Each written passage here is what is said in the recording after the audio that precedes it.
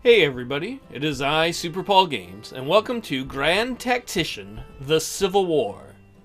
I got this game in early access way back when it first came out, and I've recently revisited it, and this game is a lot of fun.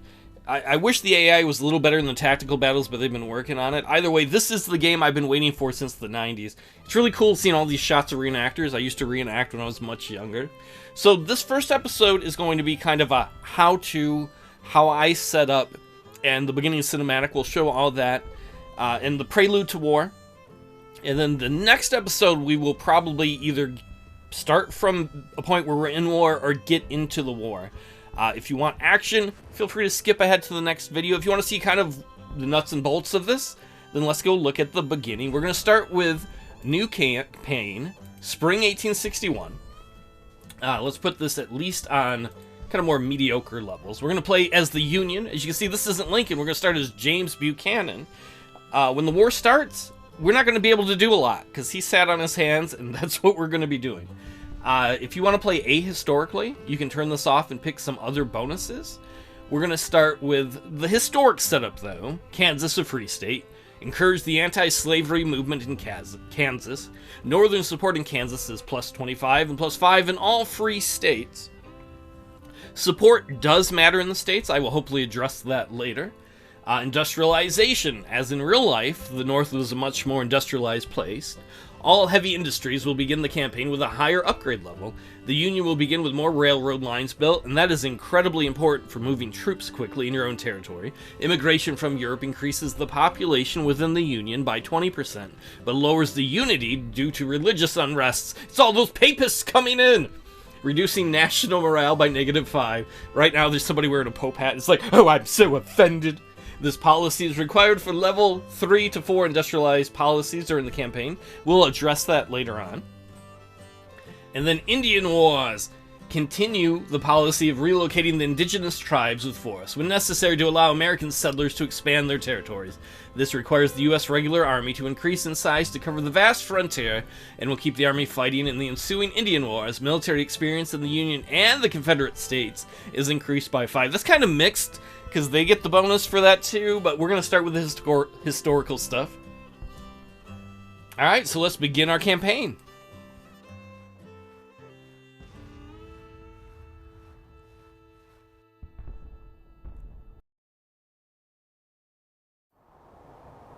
A house divided against itself cannot stand.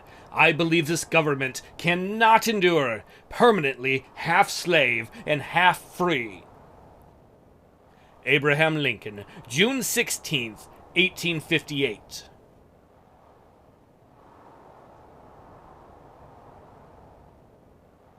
Chapter 1. A House Divided. The American Civil War. Millions of Americans turned one against another, brothers killing brothers.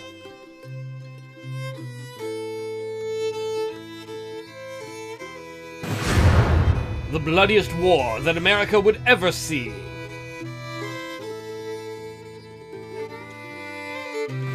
One engulfing the young nation in a maelstrom of blood and destruction, tearing her apart.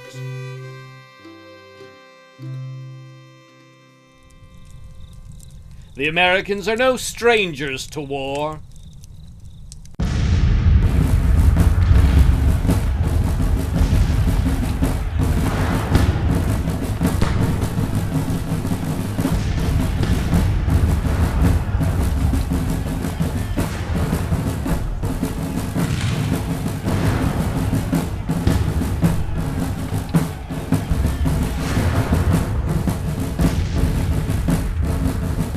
Declaring independence from their tyrannical colonial masters, they fought long and hard to secure their precious freedom.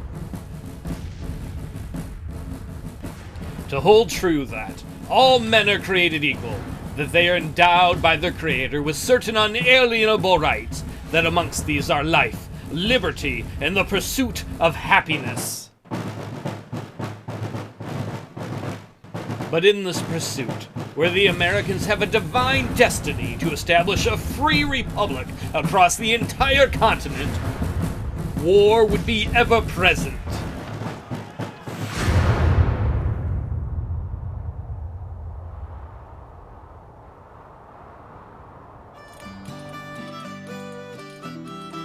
Fulfilling manifest destiny calls for expansion. While brave pioneers cross the vast frontier, driving west in search of land and gold, the Native Americans find themselves pushed across the continent, killing and being killed, confined in ever-narrowing territories.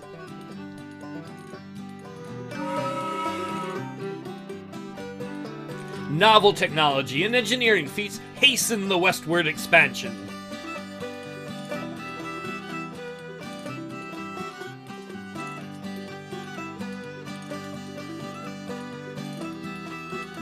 Canals connect the East Coast to the Midwest, followed only decades later by railroads and telegraph lines, revolutionizing the flow of goods, news, and people across the young nation.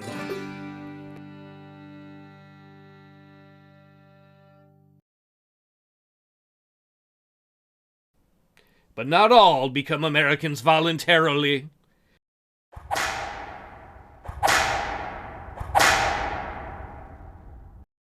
Men, owned by other men, labor in shackles, attempting to feed the textile mill's insatiable need for cotton, bringing marvelous riches to some, and unimaginable suffering to others.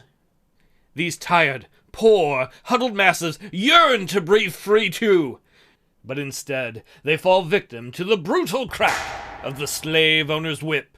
Equality, happiness, even the right to life are not reserved for all.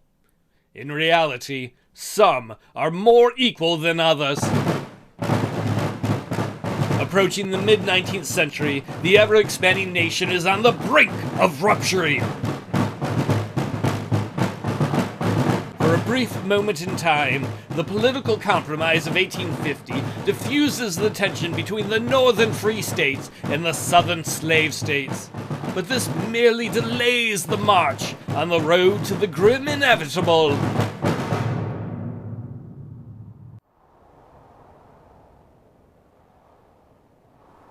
I do not expect the house to fall, but I do expect it will cease to be divided. It will become all one thing, or all the other.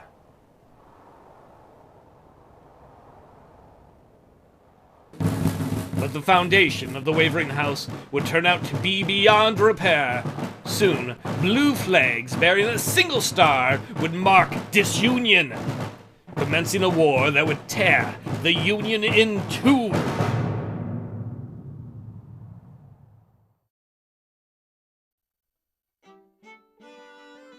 Alright everybody, welcome to the main map. As you kind of saw in the cinematic, America is technically bigger than this. America goes from sea to shining sea. We go all the way to the Pacific to California. California is technically a state at this time. Basically everything between California and, say, Missouri here is Indian country or American territory, depending on how you want to look at it. To start with, we're not actually at war yet.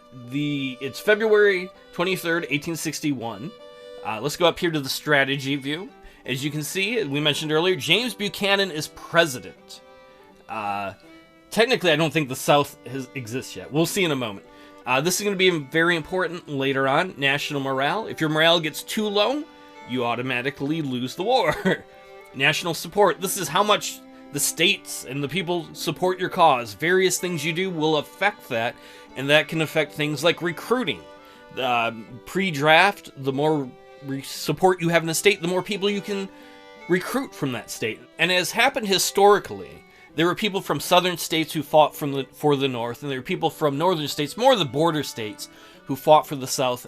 And your national support will affect that, how much people want to fight for you. And also, that's where we'll see loyalty of the states. The different states have different loyalties. If you're familiar with the Civil War, you know that coming into the war, Lincoln was worried whether Missouri, Kentucky, maybe parts of Virginia, Maryland, whether the states that had slavery, whether they would join the Confederacy or stay true to the Union. And there are things you can do that can affect that, and there will be split loyalties there and in southern states.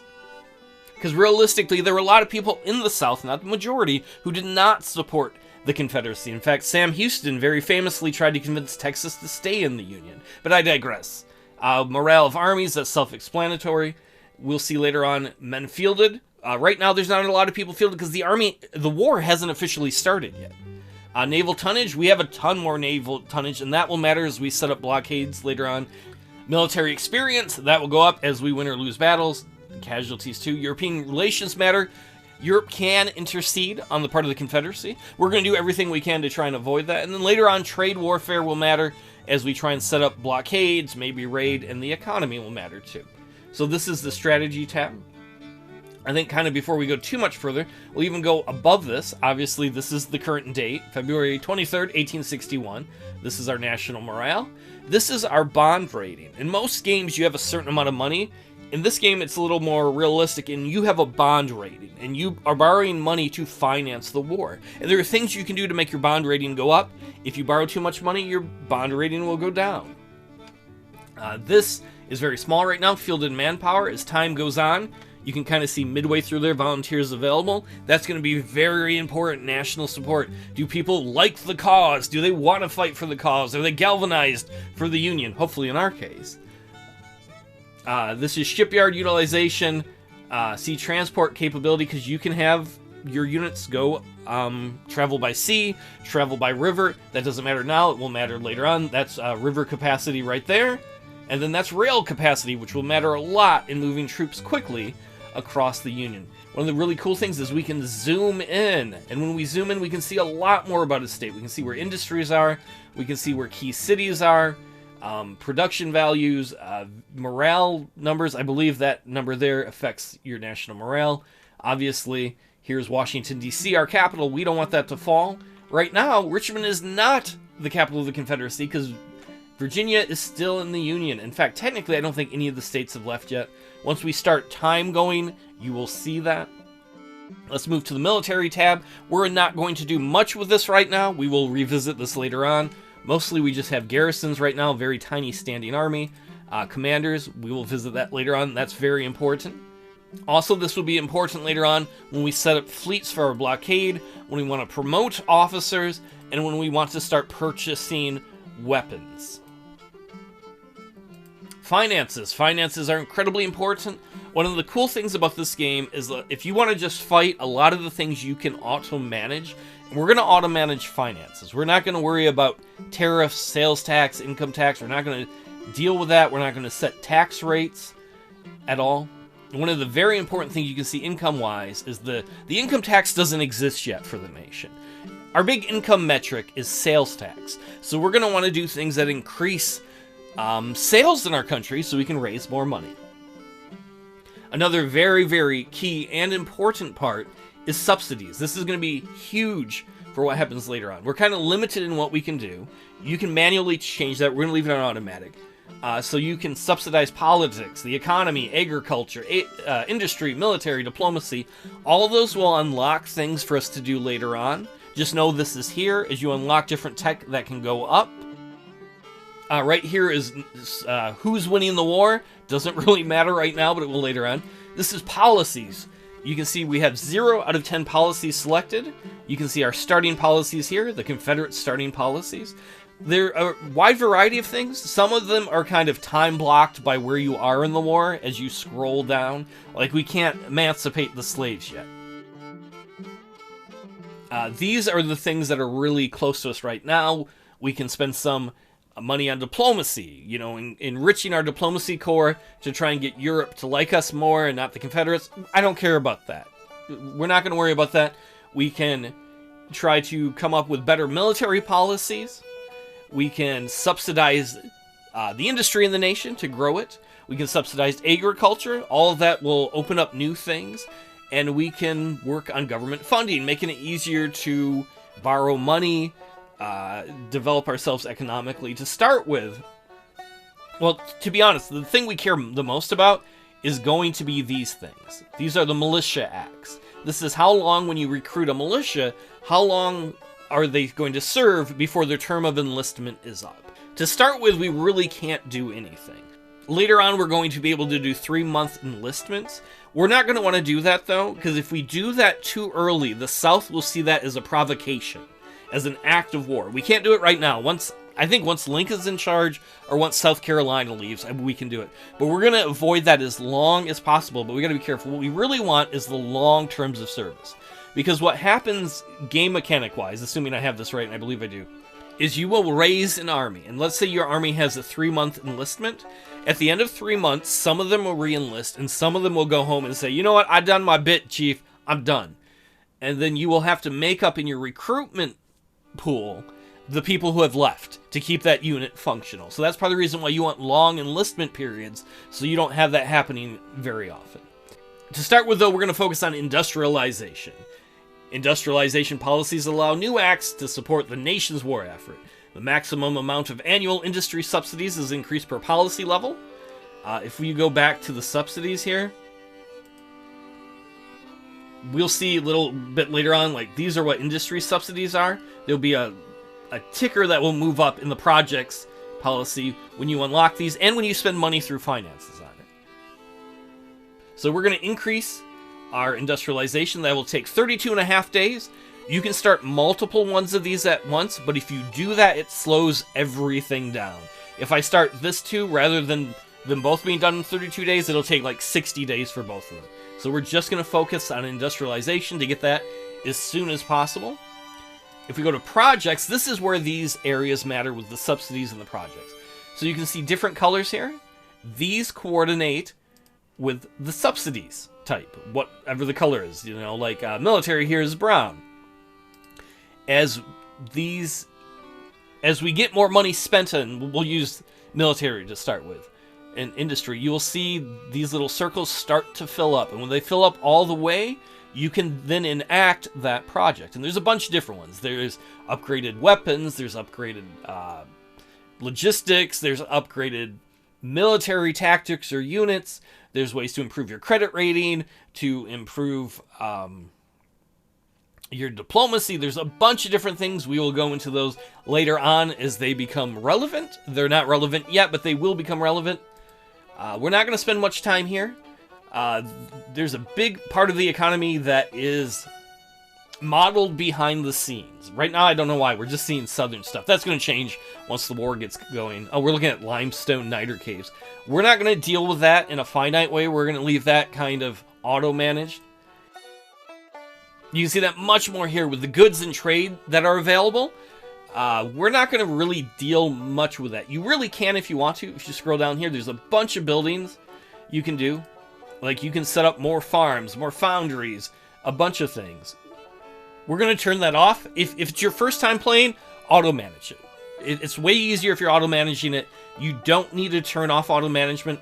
I want to because I don't want those resources pouring into them. But if you're new to it, just leave it auto-managed. Same with railways. We can spend money on railways. That will increase the ability to travel between two spaces. It will increase the amount of money we can make in taxes. Obviously, we're not going to focus on any southern ones. Knowing that the Civil War is coming, we're not going to try and build anything south of there. We could work on a Minnesota and Chicago one. That's going to cost us money. But when it's done in 142 days, it'll be bringing in money. It's not a huge economic advantage. We're going to pass on that for now. We are going to look at federal buildings. These do matter. Some of these we can't build yet. Some of them we can. One of the very important ones is prison camps. There's a limited amount of people that you can recruit from, and you can later on draft and stuff. So we're going to want prison camps, assuming we're going to win battles, and we're going to build one. We're going to build one right here outside of Baltimore. These cost money, and then we're going to build a second one. We're going to build that farther north. Let's build that near Cleveland. Now, depending on how big your monitor is, you may have saw a little white number that came up when I bought those. That's how much money it's going to cost us. And that's going to come out of our finances, and we're going to have to raise more for bonds with that. What's this? Is this a new thing? Economic alerts. Oh, production shortages. I'm not going to worry about that right now. That's something we could deal with later on. The other thing we're going to build is markets. The reason we're going to build markets. Earlier when we were looking at finances, I was pointing out how sales tax is our biggest income. Markets matter because they improve the economy locally by increasing transport capacity, which in turn improves the flow of goods in an area. That helps us with things that I believe are taxable. That helps grow our economy. So we're going to spend a bunch of money early on. We're going to take a bit of a risk. Hopefully it's not a bitch of a failure, to build up our marketplaces to increase the economy in the north. And the closer marketplaces are, the more they can affect each other. So I'm going to go on a marketplace spree. You can see that costs 2.9 million. And I'm going to build them essentially by any city that doesn't have one. If we look at this here, that's the marketplace right there. Baltimore already has one. We're going to upgrade that one. And we're just going to work our way through and basically find any cities I can, and hopefully I don't go overboard on this, I might, that don't really have marketplaces, especially bigger cities, hopefully further north. And like, here's one in Philadelphia. We'll upgrade that one. Alright, so you can kind of see these like up arrows and money signs. I've gone throughout the north and built marketplaces or upgraded them in basically every northern major city and a few of the kind of moderate-sized cities to grow our economy. You can actually, if you get really in here, you can click on other ones and see like the little businesses, the manufacturing, the iron works. Like, there's all kinds of businesses you can click on here. You don't need to. It's something you can do if you want to get into the weeds. It's something you don't need to do at all to enjoy the game. You can have all of that, including what I just did on auto manage. But I'd like to do that myself. Do it whichever way you want. The other thing we're going to do is we're going to build a military hospital, or a hospital in general, near Washington, D.C. Because odds are that's going to be one of the central focal points where we have an army, and that'll help your army heal faster and grow faster. We're going to see very quickly, though, that our bank rating is going to go down quickly, because I just spent a ton of money investing in our infrastructure. America divided. President Buchanan unable to solve the problem. Jefferson Davis to lead the Confederacy. No! Texas votes 3-1 to secede. So the Union is officially dissolved. Or should be. I don't think Jefferson Davis has been elected yet. The red states obviously represent the South here. As time goes on, we're going to see more of that. And as time goes on, we'll slowly see our industry start to take up as we unlock that technology. You can see already the Union issued 25 million in bonds on the public debt market at a current interest level of 8.59%. The transaction was necessary to cover the gap in the treasury of the nation, because I just spent a ton of money investing in infrastructure. We'll see if it works or not. Hopefully it does. The other thing you can see is in the bottom right. This is your time accelerator. That sounds so much cooler to speed it up. Also right here, this will show you your campaign units. We don't have any yet. If you're new to the game, you might be frustrated. Where are my troops? Why can't I move them? The war is not started yet. That's why you can't really raise troops yet. You can see your garrisons. In fact, we can now see in the south, maybe we could have seen it before. I think this is P.T. Beauregard. Well, there's an army here, and here's Fort Sumter. They're surrounded by the Confederates now in their positions. Here we can see our naval squadrons. We only have one available. We have a bunch more ships that will be available, though. And then we can see different map filters if you want to see where the front lines are. Canada isn't part of the Confederacy. That just shows it's not a part of ours. That's a part of England at this point in time. You can see different things: intelligence, workforce, slavery. Obviously, most of the slaves are situated in the South. Jefferson Davis inaugurated president for 6 years. Boo! And that's too long for a president. Confederacy seizing U.S. property. That's an act of war, sir. State militias mobilizing. Confederate States Army being formed. In fact, that's an advantage they're going to have early on. We have a lot of advantages. We're more populous. We're more industrial. but they have more national support, and they get to start fielding people earlier because they're hot-headed and they want to go to war. Davis will be up here soon. I swear, I'm not lying. And the other thing you can see is support, and support does matter. Right now, we don't know what the border states are going to do. What's Virginia going to do? What's North Carolina, Tennessee, Arkansas, Missouri, and Kentucky going to do? Who are they going to stay loyal to? And in fact, if you hover over a state, if you look here on the right, you can see how much they support you, or how much they support a cause and who. You can see in the South, there's Confederate support. Some places it's very small, some places it's big. And same in the North. Some places it's bigger than other places. And then another thing you can see is supply. We will come back to that later. This game is all about logistics and supply. If you're new and your armies can't move and you're frustrated, we'll explain why as we approach that later on. You can also see up here that our credit rating has taken a tremendous dive as I have made a massive investment in infrastructure. Hopefully not too massive. Ooh, that's a lot of money we're borrowing. Oh, hopefully I didn't go overboard on that. We'll just look the other way. We'll do what the government, the U.S. government does all the time nowadays, is let's just pretend the debt doesn't exist, right? Grand Herald new newspaper. Loyalties in Missouri torn. Secessionists, Minutemen, mustered. No! You're supposed to be loyal to the Union, Missouri. Missouri volunteer militia formed. Governor Jackson preparing a secession. You better stay loyal to the Union, or I'll make the Rams go back to California. Oh wait, it already happened. But it hadn't happened yet back then. That cat's a jerk! How dare you beat on the Union? Kentucky vows to remain neutral. Governor McGoffin, a Southern sympathizer, that bastard! Gaining secession support. Unionists rally. Come on. Neutrality, not realistic. War erupts. Yeah, you're not going to be able to be neutral, Kentucky. If you're in the middle of the nation, there's a war. Governor McGuffin's neutrality means holding the cock of the walk. Normally, I'd be all for holding my cock, but not in this situation if you're going to join the damn rebels. The Union forever. Fort Sumter situation deteriorates. P.T. Beauregard takes command. Oh, I might have been ahead of when Beauregard was there. The fort garrison are low on supplies. That's the fort I was showing you a moment ago. That is a federal Union fort that these Confederates who have left the Union, or claim they've left the Union, are threatening to attack. They're threatening to attack us. More siege artillery has been moved to Charleston. That's not good. In fact, we can zoom in here a moment and see it. Our fort is all alone on this island, being commanded by Major Robert Anderson. You can see his ammunition, his provisions, his forage, his supplies. All those things are going to matter immensely later on when we start fielding armies.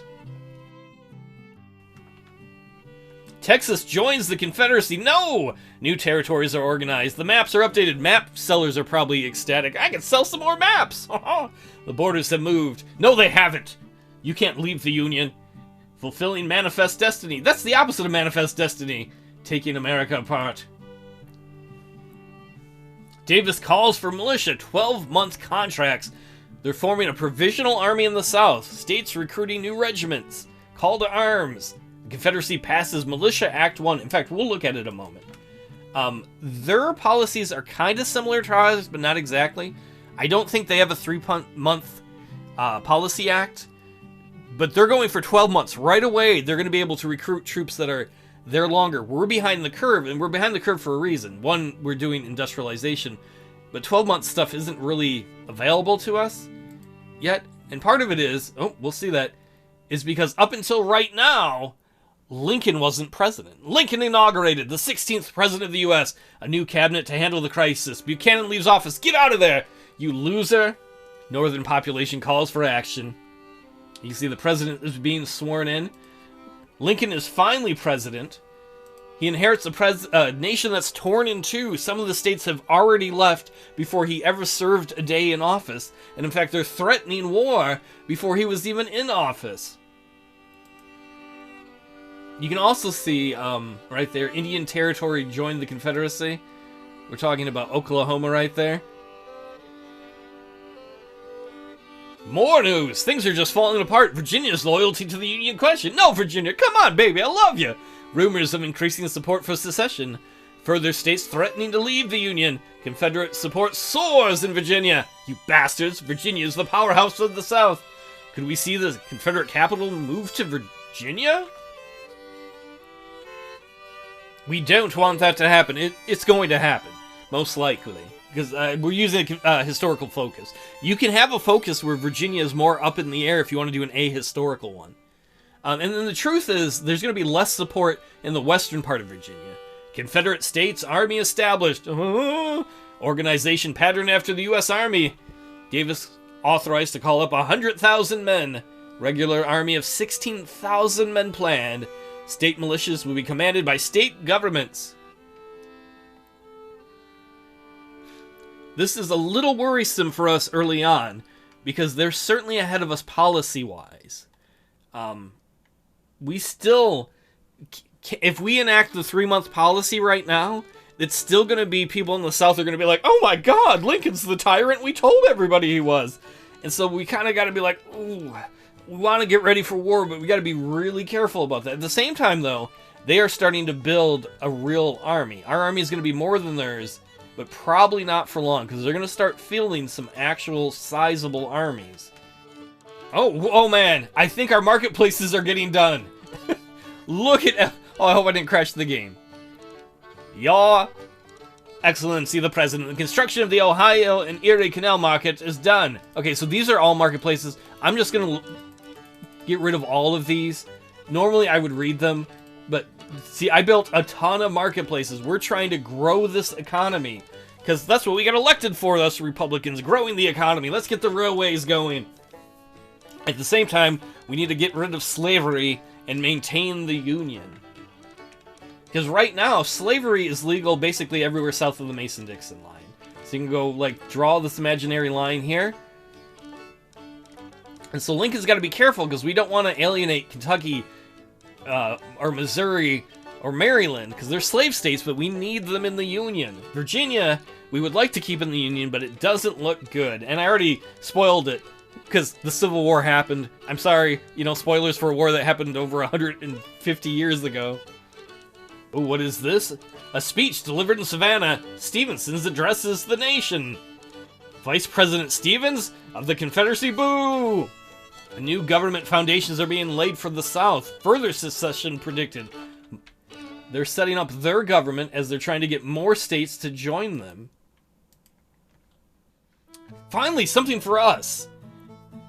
News. The Union invests in heavy industry. So that means our industrialization policy has been enacted. More support for Union factories. Government to fund industry. More money to industrial products. In fact, and that's one reason why you may want to have this on auto-manage. And maybe I'll turn this on auto-manage, because this will build some of these things, especially as the subsidies go up for them, which can take care of some of these economic alerts, I'm guessing. So let's pick a next policy. We're going to try to upgrade the military. We're going to go with military 1. Military policies allow new legislation to strengthen the nation's military and introduce new means of recruitment. The maximum amount of annual military subsidies is increased with each new policy level, permitting the financing of further military projects, including introduction of new weapon and ship types, as well as military reforms. So we're going to do that. And the reason we're going to do that is because there are projects we want that are military related, like better weapons, and you can start to see these circles be filled in as subsidies are going into those places to give us things to unlock, because we're going to want better weapons, we're going to want better military formations, we're going to want a whole bunch of better things to have a modern military. Ooh, what's this? King Cotton policy enacted. The Confederacy funding agriculture. High demand for cotton in Europe. Plantations expanding. Cotton is king. Only Jesus is king, you damn heathens in the South.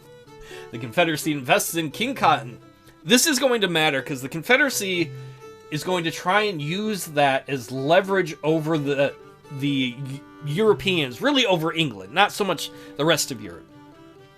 Because even prior to the American Revolution, English textile mills relied heavily on American cotton. So the Confederacy is going to try and use that economically to their advantage to convince England to support them in the war, because their economies are so intertwined with the cotton that's grown in America, then goes into England to be processed in the textile houses there. We obviously don't want England to support the South. Uh-oh. Things are getting grimmer and grimmer for us here in the Union. Fort Sumter is under siege. The supply situation there is critical. Lincoln's planning a relief expedition. Sumter's 60 guns prepare for battle. Heavy artillery surrounding Fort Sumter. Major Anderson refuses to surrender. That's right. It is our territory. It is our fort on federal land that is sovereign U.S. territory. Regardless of whether or not you can leave the Union, this is federal territory. You have no right to attack it. That would be an act of war, Confederacy. You may notice, I didn't at first, there's a little exclamation mark up here. That alerts you that there's something you can change up there. It's probably not something we're going to want to change. Let's see. There you go. When you can enact one of these things, it'll have a little, like, magnifying glass next to it. So this is probably the only one we can enact right now. We'll look at it. We're not going to do it. Hall's carbines are considered obsolete surplus weapons of no use. A private arms dealer has negotiated a deal with the head of the U.S. Ordnance Bureau to purchase these weapons with a very cheap price and sell them to another dealer who would modernize them after loaning the required money from private investors and bankers, and then sell them with a much higher price back to the government for military use, making a few investors and arms dealers rather rich in the process. Nothing suspicious about that. We're going to avoid that. We don't want outdated carbines, number one. Number two, we don't need shenanigans. I mean, technically, realistically, there are going to be enough of people selling crap. You know what else I've seen enough of? Ohio. Let's look at a beautiful state for a while. Oh, yeah. How about that peninsula action? You're like, I like a little lower peninsula. I like a little upper peninsula. Oh, yeah. Beautiful. See, Florida? You only got one peninsula. Sorry, son. Uh-oh. P.T. Beauregard issues an ultimatum. He's demanding Fort Sumter refuses. Luckily, Major Anderson refuses to surrender. At 4:30 a.m., Fort Johnston opens fire. Fort Sumter is bombarded. The war has begun. The South has attacked us, the North. They're trying to kill our people for our fort that they claim is theirs. This is horrible. Horrible. Fort Sumter surrenders. 3,000 Confederate rounds fired. No casualties from the bombardment. President Lincoln to call up the militia. May God have mercy on our souls. The bloodiest war in American history is here.